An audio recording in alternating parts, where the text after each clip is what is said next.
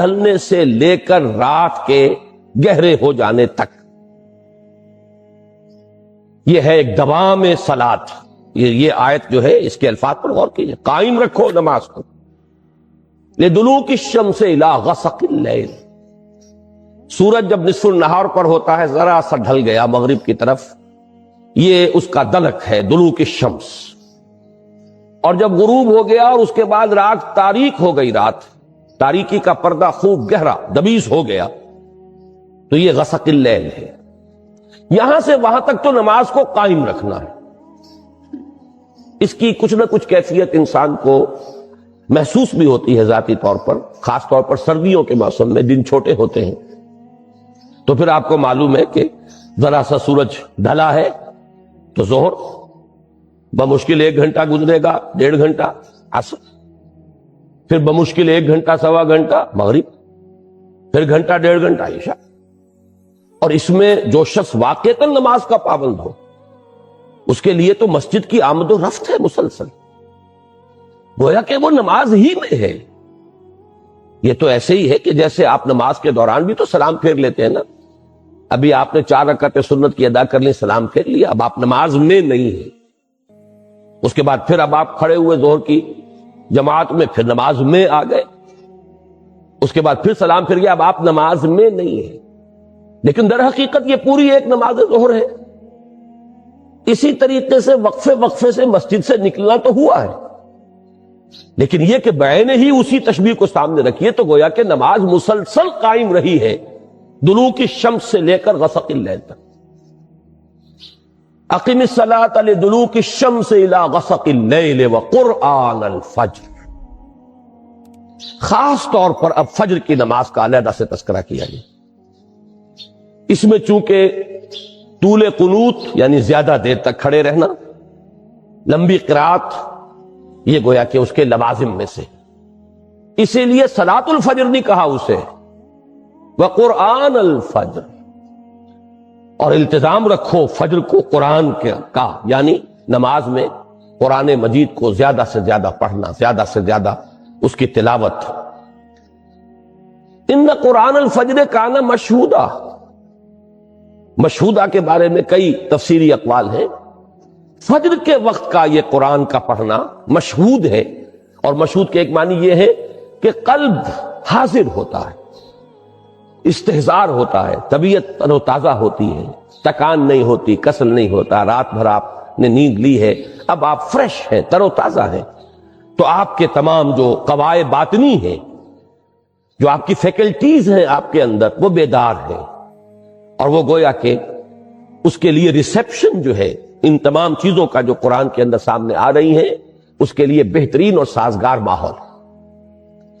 یہ بات بھی کہی گئی ہے کہ فجر کی نماز میں وہ فرشتے بھی حاضر ہوتے ہیں کہ جن کی ڈیوٹی رات کے وقت ہوتی ہے، ابھی آف ہونے سے پہلے انہیں فجر کی نماز بھی پڑھنی ہے ساتھ، اور وہ بھی کہ جنہوں نے دن کا چارج سنبھالنا ہے وہ بھی پہلے آ جاتے ہیں، فجر کی جماعت میں وہ شریک ہوتے ہیں۔ بہرحال یہ مختلف اقوال ہیں، لیکن میں اس پر توجہ دلا رہا ہوں کہ طالب قرآن کے لیے 2 شرطیں، تصحیح نیت اور علم اور عمل، اس میں کسی فرق و تفاوت یا تضاد کا پیدا نہ ہونا، دونوں کے لیے لازمی ہے دوام ذکر، اس کا اہم ترین وسیلہ ذریعہ نماز، اور اس کے ساتھ جوڑیے پہلی بات جو کل میں نے کہی تھی اور آج بھی دہرایا اسے، کہ معرفت رب کے لیے سب سے بڑا ذریعہ جو ذکر مجسم ہے وہ قرآن ہے، تو گویا کہ صلاۃ الفجر کا پروگرام 2 عطشہ ہو گیا۔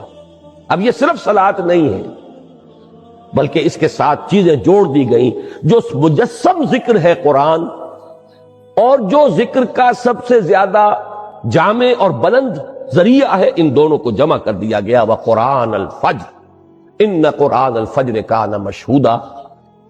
اور اس سے بھی آگے، یہ تو چونکہ فرض نمازوں کا ذکر آ گیا ہے، ظہر سے عشاء تک اور پھر فجر، لیکن اس سے اگلی منزل بھی ہے، وَمِنَ اللَّيْلِ فَتَهَجَّدْ بِهِ نَافِلَةً لَكَ، اور رات کے ایک حصے میں بھی جاگا کرو اس کے ساتھ، یعنی یہی فجر کا جو پروگرام ہے، اس کو 2 عطشہ سے عطشہ اگر کرنا چاہتے ہو تو اب رات کے ایک حصے میں سے اپنے آرام میں سے کٹوتی کرو اور کھڑے رہو، اور اس وقت خاموشی سے پرسکون انداز میں، جبکہ کوئی اور نہ دیکھنے والا ہے نہ کسی اور طرح کی ڈسٹربنس ہے، براہ راست ایک رابطہ جو ہے بندے اور رب کے درمیان اسٹیبلش ہو جاتا ہے۔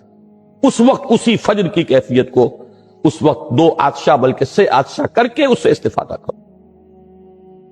اس سب کا حاصل کیا ہوا؟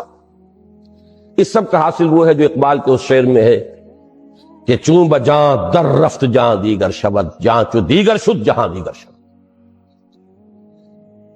جب یہ قرآن کسی کے اندر اتر جاتا ہے، اس کے اندر تبدیلی آ جاتی ہے، اندرونی کیفیات، اندرونی احساسات، اندرونی میلانات، اندرونی رجحانات، انہی کو ہم کہیں گے جو اقدار ہیں، جو ویلیوز ہیں، ان میں انقلاب آ جائے گا۔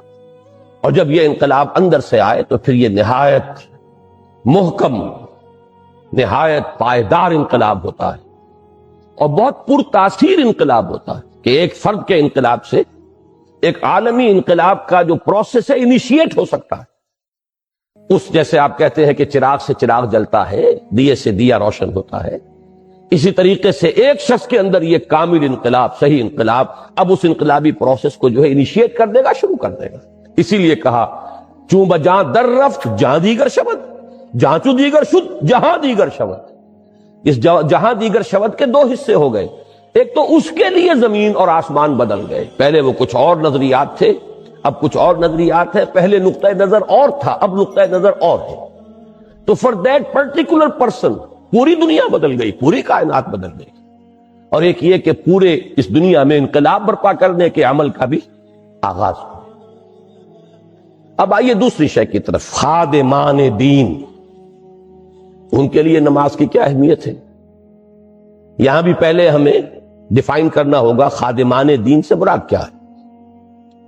خدمت دین کسے کہتے ہیں؟ ایک تو آپ اپنے بوڑھے والدین کی بھی خدمت کرتے ہیں، اس میں بھی ایک مجھے دلچسپ واقعہ یاد آ گیا ہے جو مولانا روم نے لکھا حکایت کے پیرائے میں بات کو سمجھانے کے لیے، کہ حضرت موسیٰ ایک دفعہ کہیں سے گزر رہے تھے، انہوں نے ایک گڈریے کو دیکھا، چرواہا، جنگل بیابان میں، تنہائی میں وہ مناجات کر رہا تھا، اللہ سے ہم کلام تھا کہ اے رب اگر تو میرے سامنے آ جائے تو میں تیرے پاؤں دھوؤں، تیرے پاؤں دباؤں، تیرے سر میں سے جوئیں نکالوں، تیرا سر دھوؤں۔ اب ایک تصور یہ تھا اس کا، کوئی ہوگا اس کا کوئی بزرگ، کوئی بوڑھی والدہ، بوڑھا والد، یا کوئی چودھری ہوگا اس کا جو اسے یہ خدمتیں لیتا ہوگا، تو اس کے ذہن میں خدمت کا یہی ایک تصور تھا۔ تو اپنے اس ذہن کی محدود سی دنیا میں وہ یہی چیزیں آفر کر رہا تھا اللہ کو، کہ اللہ میرے دل میں تو، مجھے وہ شعر یاد آ رہا اقبال کا کہ کبھی اے حقیقت منتظر نظر آ لباس مجاز میں، کہ ہزاروں سجدے تڑپ رہے ہیں میری جبین نیاز میں۔ تو ایک جذبہ ہے، اللہ سامنے ہو، ہم کیا کریں گے؟ ہر شخص جو ہے وہ اپنے ذہن کی سطح کے مطابق ہی سوچے گا کہ وہ کیا کرے گا۔ تو اس غریب نے جو کچھ اس کی ذہنی سطح تھی اس کے مطابق جو ہے وہ اللہ کے ساتھ یہ بات کی۔ حضرت موسیٰ علیہ السلام نے ڈانٹ دیا، یہ کیا کفر بک رہے ہو تم؟ اب وہ اپنی ایک خاص کیفیت میں تھا، اس نے چیخ ماری، کپڑے پھاڑے اور نکل گئے۔ تو اللہ تعالیٰ نے فرمایا حضرت موسیٰ سے، اس یہ کوئی حدیث نہیں ہے، یہ ایک حکایت ہے، یوں سمجھ لیجئے بات کو سمجھانے کے لیے، کہ اے موسیٰ تم نے کیا کیا؟ میرا یہ بندہ میرے ذہن اور فکر کے مطابق مجھ سے، میرے ساتھ مشغول تھا، مجھ سے ہم کلام تھا، تم نے ہمارا یہ تعلق توڑ دیا۔ تو برائے وصل کردن آمدی، نہ برائے فصل کردن آمدی۔ تمہیں ہم نے بھیجا ہے لوگوں کو ہم سے جوڑنے کے لیے، نہ کہ کاٹنے کے لیے۔ بہرحال یہ بات کیوں آ گئی کہ خدمت دین کا کیا تصور ہے؟ اللہ کی کیا خدمت آپ کر سکتے ہیں؟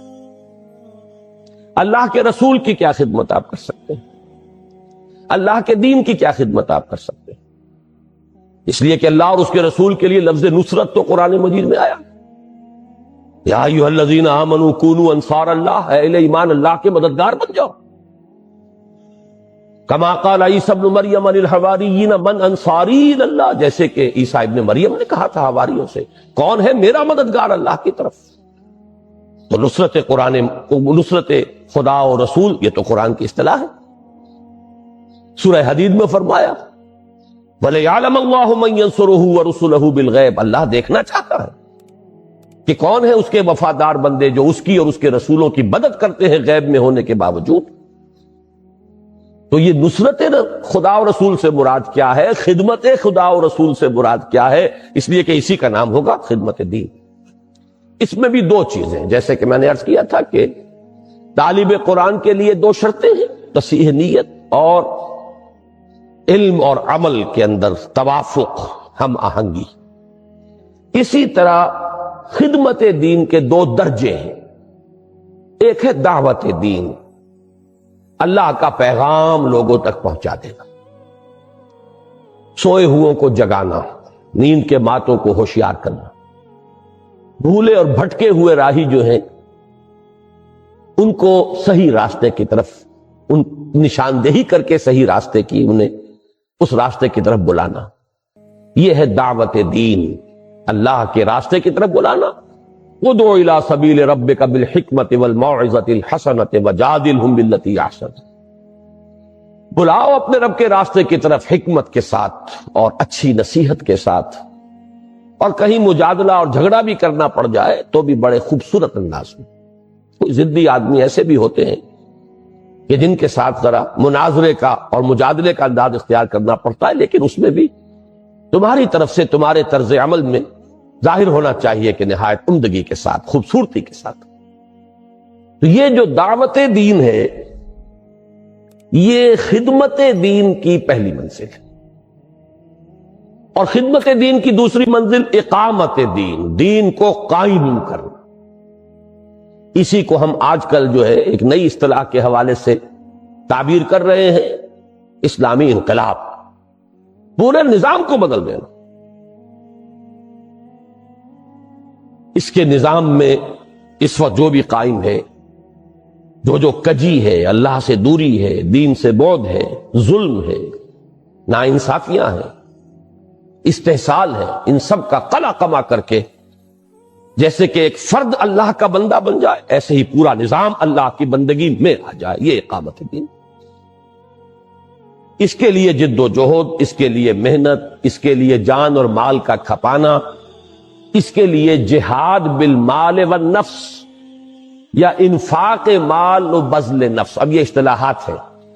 جہاد کے معنی کشاکش، رسہ کشی، کہ ایک طرف وہ ہیں جو باطل کے علمبردار ہیں، وہ چاہتے ہیں کہ باطل نظام یہاں پر قائم رہے، یا کوئی اور ہیں جو کسی اور باطل کے پیروکار ہیں، وہ چاہتے ہیں کہ وہ باطل نظام یہاں آ جائے۔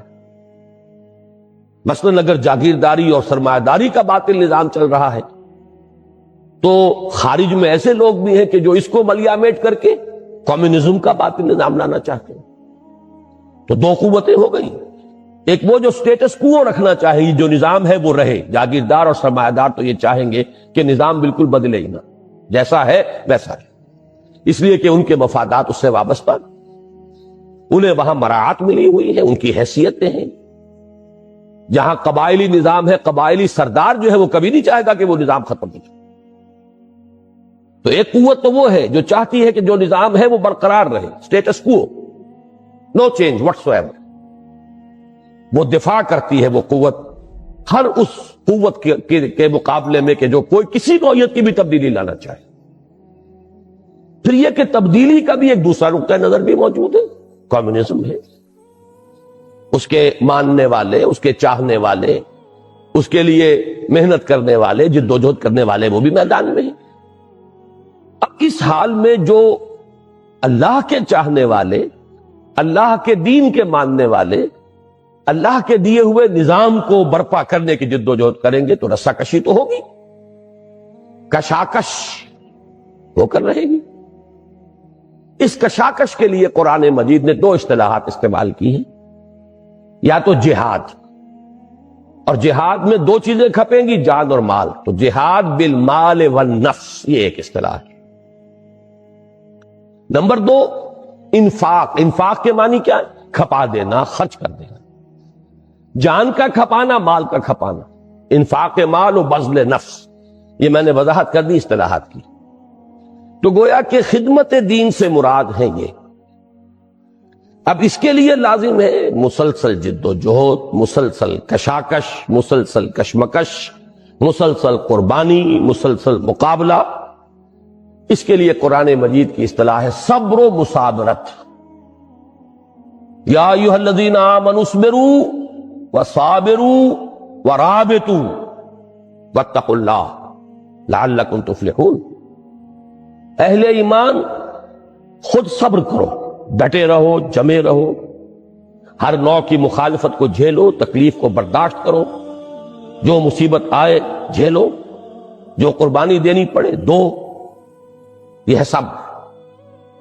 وصابروا، مصابرت باب مفعلہ، جو تمہارے مقابلے میں تمہاری جو مخالف قوتیں صبر کر رہی ہیں ان کے صبر پر بازی لے جاؤ۔ وہ بھی تو صبر کر رہے تھے۔ ابو جہل نے بھی گردن کٹوائی کہ نہیں کٹوائی اپنے باطل دین اور باطل عقائد کے لیے؟ ڈٹ کر آئے کہ نہیں آئے؟ تو اگر تمہارا صبر ان کے صبر سے بڑھ کر نہیں ہوگا، تمہارا صبر ان کے صبر کو مات نہیں دے دے گا، تو تمہاری بازی مات ہو جائے گی۔ اللہ تعالیٰ نے اس دنیا کو کچھ اصولوں پر بنایا ہے۔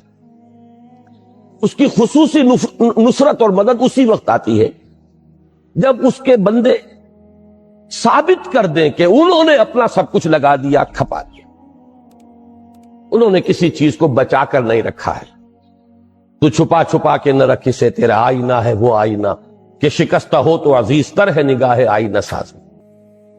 اگر یہ ثابت کر دیں لوگ، پھر اللہ کی نصرت آتی ہے۔ متى نصر اللہ الا ان نصر اللہ قریب۔ تو صبر اور مصابرت، یا ایھا الذین آمنوا اصبروا وصابروا ورابطوا، اور اس صبر اور مصابرت کے لیے ایک لفظ اگر چاہیے تو اس کا نام ہے استقامت۔ کھڑے رہنا، ڈٹے رہنا، جمے رہنا، استقامت۔ اس کے لیے دیکھیے قرآن مجید میں پھر بات وہی آئے گی۔ 2 مرتبہ تو سورہ بقرہ میں بتایا گیا کہ صبر کہاں سے ملتا ہے، قوت کہاں سے ملے گی۔ استقامت کے لیے تمہاری سورس آف سٹرینگتھ کیا ہے؟ ایک مرتبہ تو بنی اسرائیل جو سابقہ امت تھی، جو معزول کیے گئے، تو مسلمان امت مسلمہ جو ہے وہ اس منصب پر فائز ہوئی، ان کا قبلہ منسوخ ہوا، اور کعبہ جو ہے وہ اب امت مسلمہ کا مرکز اور قبلہ قرار پایا۔ تو جو معزول ہو رہی تھی امت، اس میں سے بھی جو بچے کھچے ایسے لوگ تھے کہ جن میں کوئی حق کو قبول کرنے کی استعداد یا صلاحیت باقی تھی، ایک تو ان سے خطاب کیا گیا ہے سورہ بقرہ کے 5ویں رکوع میں مثبت انداز میں۔ آگے پھر تنقید شروع ہو جاتی ہے، تمہارے اندر یہ خرابیاں ہیں، یہ تمہاری بدعمالیاں ہیں، لیکن 5واں رکوع جو ہے وہ مثبت انداز میں دعوت ہے، جس کا آغاز ہوتا ہے یا بنی اسرائیل اذکروا نعمتی التی انعمت علیکم وانی فضلتکم علی العالمین۔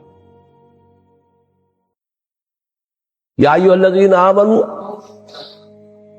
واوفوا بعہدکم، اپنے عہد کو پورا کرو۔ لیکن یہ کہ اس کا اختتام ہوتا ہے کہ آسان کام نہیں ہے ایک نئی نبوت اور نئی رسالت کو تسلیم کر لینا۔ تعصب پیدا ہو چکا ہے، عصبیت پیدا ہو چکی ہے، اپنی برتری کا احساس پیدا ہو چکا ہے۔ اب ایک امی قوم میں اللہ نے ایک نبی کو کھڑا کر دیا، ان کے پندار کے لیے ایک بہت بڑا چیلنج۔ تو یہ جو مشکل اور کٹھن مرحلہ تھا، اس کو آسان بنانے کے لیے اس رکوع کے آخر میں فرمایا وَاسْتَعِینُوا بِالصَّبْرِ وَالصَّلَاةِ، مدد حاصل کرو 2 چیزوں سے، صبر سے اور نماز۔ گویا کہ یہ صبر اور صلاۃ جڑے ہوئے ہیں، یہ باہم لازم و ملزوم ہیں، انسیپریبل ہیں، ان کو ایک دوسرے سے جدا نہیں کیا جا سکتا۔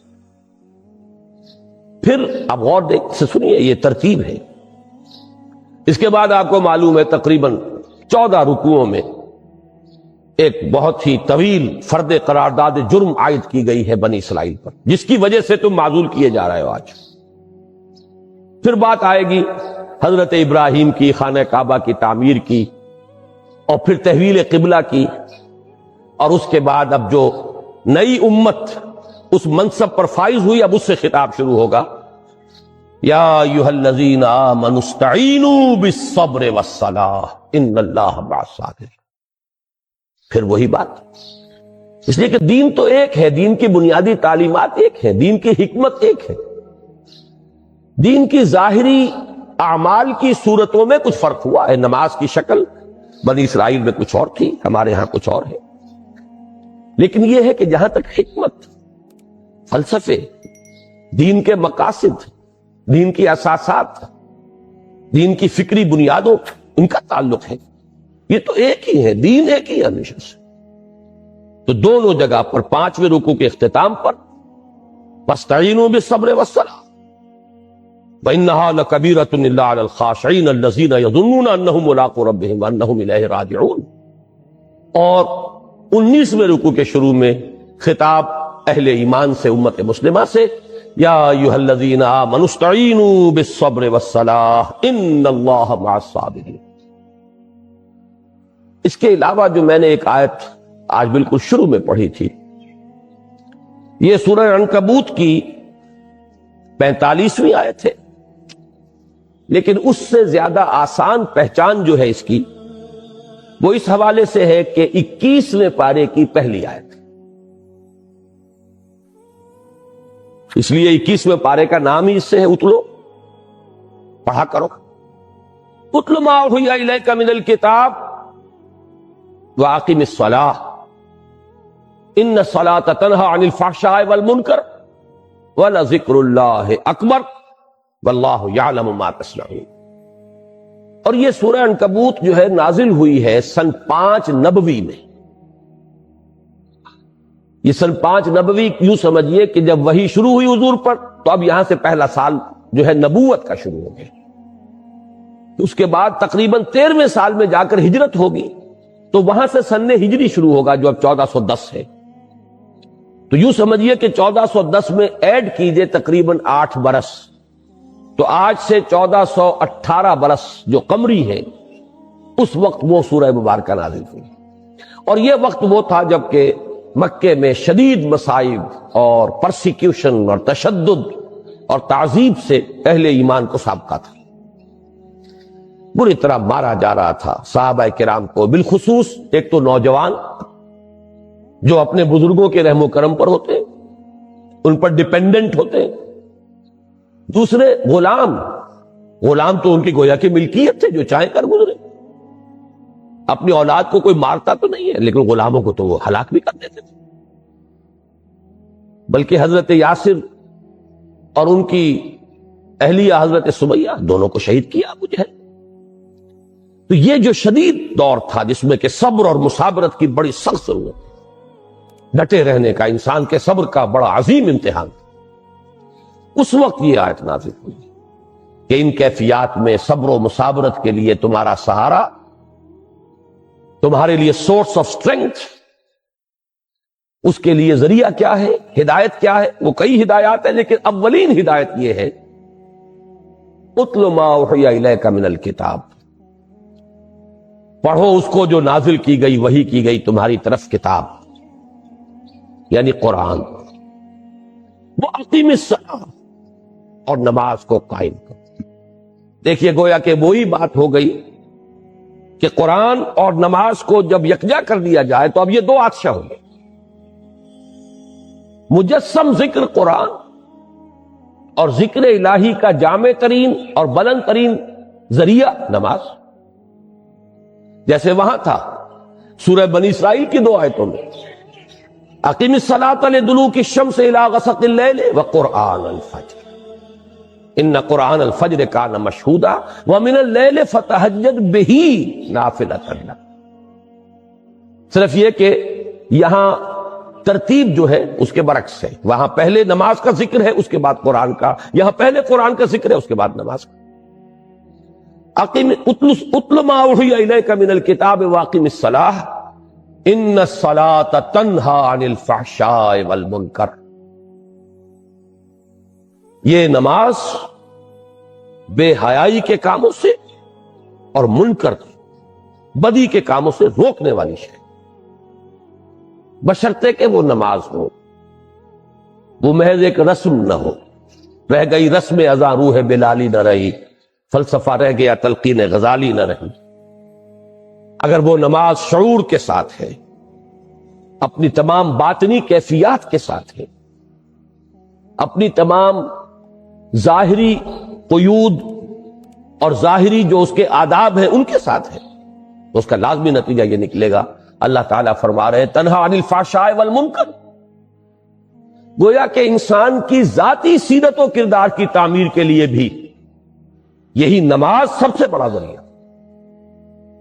والا ذکر اللہ اکبر، یہ آیت بڑی عظیم ہے۔ اللہ کا ذکر بہت بڑی شے ہے، سب سے بڑی شے۔ یہ گویا کہ کل جو کچھ میں نے عرض کیا تھا اور آج جو میں نے آغاز میں اس کا خلاصہ دہرایا ہے، یہ اس کا گویا کہ نہایت جامع الفاظ میں اللہ تعالیٰ کی طرف سے اس کی تعبیر ہے۔ اللہ کا ذکر سب سے بڑی شے، اس لیے کہ حکمت کا پہلا مرحلہ، پہلا مسئلہ معرفت رب، اس کے لیے تذکر بالقرآن، اس کا دوسرا مرحلہ فکر صحیح کی پیش قدمی اور پیش رفت، اور عمل صحیح کا برقرار رہنا اور روحانی ترقی۔ اس کے لیے ضروری دوام ذکر، اور ذکر کی بلند ترین اور جامع ترین صورت نماز۔ اس اعتبار سے والا ذکر اللہ اکبر، اللہ کا ذکر سب سے بڑی شے ہے۔ واللہ یعلم ما تصنعون، اور اللہ خوب جانتا ہے جو کچھ کہ تم کر رہے ہو۔ تو معلوم یہ ہوا، اب ہم جس جگہ تھے اپنی بحث کے اعتبار سے، خدمت دین کے دو درجے، دعوت دین اور اقامت دین یا اسلامی انقلاب، دین کے غلبے کی جد و جہد، اس کے لیے بھی ہر قدم پر، ہر لحظہ صبر و مسابرت اور تعلق مع اللہ کی ضرورت ہے۔ اور ان آیات کے حوالے سے بات سمجھ میں آ گئی کہ اس کے لیے بھی ذریعہ قرآن نماز ہے، نماز ہے اور قرآن ہے، اور جہاں یہ دونوں جمع ہو جائیں تو کیا کہنے، نور علی نور، یہ دو عطشہ اور سیادشہ ہے۔ یہ تو آپ کے عنوان کے حوالے سے بات ہو گئی۔ اب چند باتوں کا جیسا کہ میں نے عرض کیا تھا میں اضافہ کروں گا۔ پہلی بات تو جو ابھی میں نے کہی ہے اس کی تھوڑی سی مزید وضاحت۔ قرآن حکیم سے یہ معلوم ہوتا ہے کہ انفرادی سیرت و کردار کی تعمیر، جسے علامہ اقبال کی اصطلاح میں کہنا چاہیے تعمیر خودی،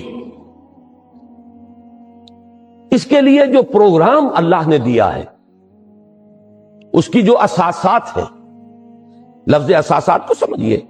ایک مکان آپ نے بنانا ہے، سب سے پہلے بنیادیں بھرتے ہیں آپ، بنیاد ہی معین کرے گی کہ اب مکان کا نقشہ کیا ہوگا، اور بنیاد ہی معین کرے گی کہ مکان مضبوط کتنا ہوگا۔ بنیاد آپ نے کسی اور طرز کی رکھی ہے تو عمارت تو کسی اور طرز کی نہیں بنا سکتے، نقشہ تو اب وہی رہے گا جو بنیاد میں پڑ گیا۔ اور مضبوطی کے لیے بھی عمارت کے لیے اولین اور اہم ترین شے تو اسی بنیاد کی مضبوطی، اساس، بنیاد۔ تو تعمیر سیرت کے لیے جو پروگرام قرآن نے دیا ہے، اللہ نے دیا ہے، اس کی اساس آپ دیکھیں گے کہ اس میں گویا کہ جتنی چیزیں اللہ تعالیٰ نے ہمارے لیے تجویز فرمائی ہیں، ہمیں تلقین فرمائی ہیں، ان میں گویا کہ پورے حصار کی حیثیت، فصیل کی حیثیت نماز کو حاصل ہے۔ اس کے لیے دو مقامات منتخب نصاب میں یہ موجود ہیں، دونوں اسباق، ان کی طرف صرف اشارہ کر رہا ہوں کہ سورہ مومنون کا پہلا رکوع، قد افلح المومنون الذین هم فی صلاتهم خاشعون، کامیاب ہو گئے وہ اہل ایمان جو اپنی نمازوں میں خشوع اور خضوع اور حضور قلب اور اللہ تعالیٰ کے سامنے حاضر ہونے کا احساس جو ہے وہ موجود رکھتے ہیں۔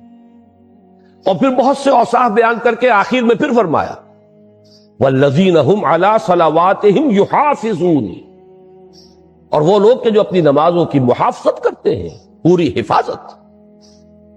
ایک میں نماز کے باطن کی طرف اشارہ ہے، باطنی کیفیت خشوع اور خضوع، اور دوسرے میں نماز کے نظام کی طرف اشارہ ہے، اس پر میں ذرا تفصیلی بات بعد میں کروں گا۔ لیکن معلوم ہوا کہ اس پورے پروگرام کا اول و آخر نماز ہے۔ یہ مضمون اور زیادہ نکھر کر آیا ہے سورہ معارج میں، جہاں انسان کو تعبیر کیا گیا ہے کہ جیسے ایک کچی شے ہے جسے پکانا مقصود ہے. ان الانسان خلق ہلوعا، انسان اپنی خلقت کے اعتبار سے، سرشت کے اعتبار سے تھوڑ دلا ہے، کمزور ہے، کم ہمت ہے. اس کا مطلب کیا ہے؟ اذا مسہ الشر جزوعا واذا مسہ الخیر منوعا. کو تکلیف آتی ہے تو چیختا پکارتا ہے، نالا و شیون، فریاد، یعنی تحمل نہیں ہے، برداشت نہیں، جھیلنے کی صلاحیت اور استعداد نہیں. اور کچھ مل گیا مال تو پھر بڑا روک روک کر رکھتا ہے، اب بخل ہے، بخیل بن گیا ہے، کسی اور کو اس سے کوئی فائدہ نہ پہنچ جائے. یہ ہے انسان کے تھڑ دلے پن کی، جو اس کی سرشت کے اعتبار سے، اس کی خلقت کے اعتبار سے، اس کی طبیعت کے اعتبار سے اس میں خامی ہے. اس خامی کو اب پختہ کرنا ہے، اسی کا نام تعمیر سیرت ہے. بقول علامہ اقبال کے خام ہے جب تک تو ہے مٹی کا ایک انبار، تو پختہ ہو جائے تو ہے شمشیر بے زنہار تو. اس خام ہی کو تو پختہ کرنا ہے نا. یہ میں سے خام جو ہے اسی کو آپ نے اب بنانا ہے، جو کچھ بنانا ہے اسی کو سونا بنائیں گے. لہذا اس کا پروگرام شروع ہوا تو یہاں بھی آپ دیکھیں گے کہ اس تعمیر سیرت یا تعمیر خودی یا انسانی شخصیت کی پختگی اور میچورٹی اور استحکام کے پروگرام میں پہلے الذین هم علی صلاتہم یحافظون، جی دائمون، الذین هم علی صلات الا المصلین، بلکہ زیادہ توجہ کے قابل یہ لفظ ہے کہ یہاں تو گویا کہ مومن اور مصلی، نماز پڑھنے والا. یہ ہمارے پنجاب کے دیہات کا مصلی نہیں، غریب جسے کہ آپ بہت بنظر استحقار دیکھتے ہیں. مصلی تو بہت بڑی بات ہے قرآن مجید کی روح سے، کہ اس تھڑ دلے پن سے نجات کون پا سکتے ہیں؟ الا المصلین الذین هم علی صلاتہم دائمون، جو اپنی نمازوں پر مداومت کرتے، پابندی. میں نے جیسا کہ عرض کیا تھا، اس کا مجھے اگلے اپنی گفتگو کے حصے میں ذکر کرنا ہے مزید. یہاں سے بات چلی تو پھر اختتام ہوگا اسی پر، والذین هم علی صلاتہم یحافظون اولئک فی جنات مکرمون، جو لوگ اپنی نمازوں کی حفاظت کرتے. تو پہلی بات نوٹ کر لیجئے کہ تعمیر سیرت، تعمیر شخصیت، تعمیر خودی، انسان کی شخصیت کا پختہ ہونا، اس میں سے خام کا سونا بننا، اس کا سارا جو ہے دار و مدار جس پروگرام پر ہے، اس پروگرام کا اول و آخر نماز ہے. گویا کہ اس پورے پروگرام کو اگر ہم ایک شہر سے تعبیر دیں تو اس شہر کی فصیل جو ہے وہ نماز ہے. اب آئیے دوسری بات کی طرف. یہ میری گفتگو کا آخری حصہ ہے. میں نے عرض کیا تھا کہ 4 باتیں مجھے عرض کرنی ہیں، 2 آپ کے عنوان کے حوالے سے تھی، 2 اضافی. ابھی جیسا کہ میں نے 2 مرتبہ اشارہ کیا، قرآن مجید میں صرف نماز ادا کرنے یا نماز پڑھنے کا ذکر کہیں نہیں ہے، نماز قائم کرنے. نماز صرف ایک انفرادی شے کی حیثیت سے نہیں فرض کی گئی، اس کا ایک اجتماعی نظام بنایا گیا ہے، اقامت الصلاۃ، نماز کو قائم کرنا. السلام علیکم. آپ کے دنیا سے جانے کے بعد بھی آپ کا یہ ایک کلک صدقہ جاریہ بن سکتا ہے. صدقہ جاریہ کی نیت سے بیان کو شیئر کریں، چینل کو سبسکرائب کریں. شکریہ.